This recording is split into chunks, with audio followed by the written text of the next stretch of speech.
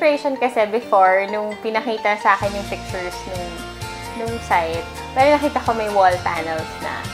Tapos, from there, parang naisip ko, parang, uy, bagay ang mid-century modern. So, yun. Doon nag-start yung concept.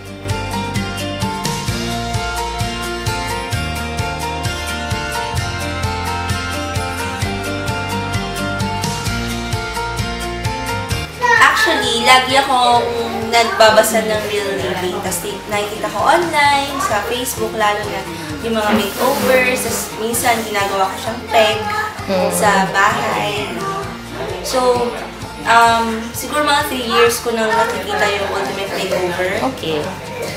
Tapos naisip ko, i-nominate yung bahay ni Ama. Kasi medyo napabayaan na, laki-laki, sayang.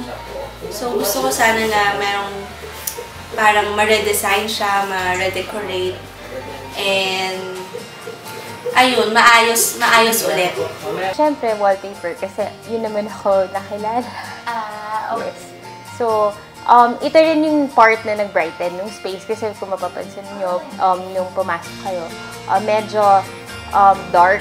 So, siya yung nag-brighten up.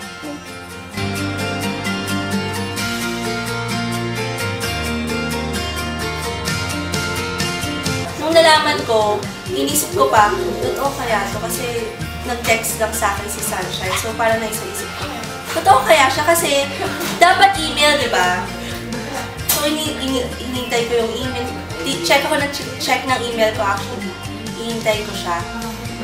Tapos, nung sinabi na niya na mag-okay lang, sabi ko, ay, totoo. So, naiyak ako ng konti. Tapos, surprise namin kasi yun kay Ama, kami magkakapatid. So, hindi pa namin siya sinasabi kay Ama. Nasabi lang namin nung mag-ocular.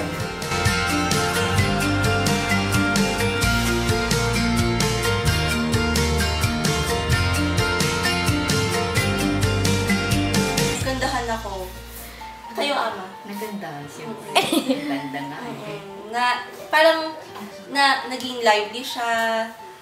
Maganda talaga yung pagkagawa.